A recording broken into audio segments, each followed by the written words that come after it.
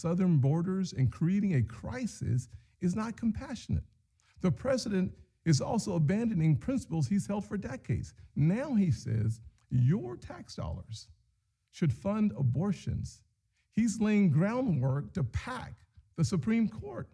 This is not common ground. Nowhere do we need common ground more desperately than in our discussions of race.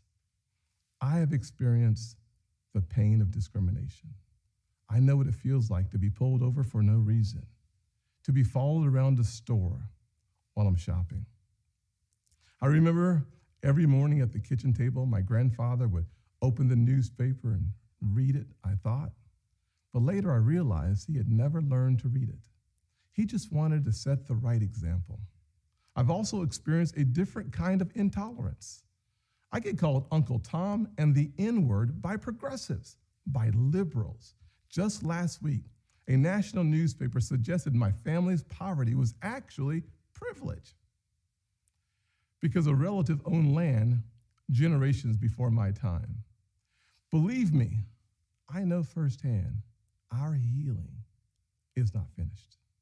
In 2015, after the shooting of Walter Scott, I wrote a bill to fund body cameras.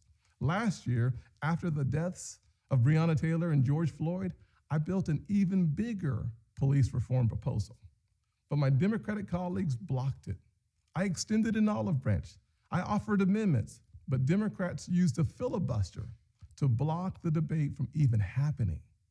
My friends across the aisle seemed to want the issue more than they wanted a solution. But I'm still working.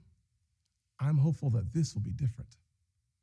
When America comes together, we've made tremendous progress, but powerful forces want to pull us apart.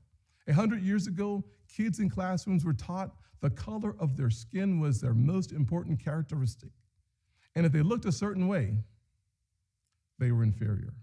Today, kids are being taught that the color of their skin defines them again. And if they look a certain way, they're an oppressor. From colleges to corporations to our culture, people are making money and gaining power by pretending we haven't made any progress at all, by doubling down on the divisions we've worked so hard to heal. You know this stuff is wrong. Hear me clearly. America is not a racist country. It's backwards to fight discrimination with different types of discrimination, and it's wrong to try to use our painful past to dishonestly shut down debates in the present. I'm an African American who has voted in the South my entire life. I take voting rights personally. Republicans support making it easier to vote and harder to cheat, and so do the voters. Big majorities of Americans support early voting, and big majorities support voter ID, including African Americans and Hispanics. Common sense makes common ground. But today, this conversation has collapsed. The state of Georgia passed a law that expands early voting, preserves no excuse mail-in voting, and despite what the president claimed, did not reduce election day hours. If you actually read this law, it's mainstream. It will be easier to vote early in Georgia than in Democrat-run New York. But the left doesn't want you to know that. They want people virtue signaling by yelling about a law they haven't even read. Fact checkers have called out the White House for misstatements. The president absurdly claims that this is worse than Jim Crow. What is going on here?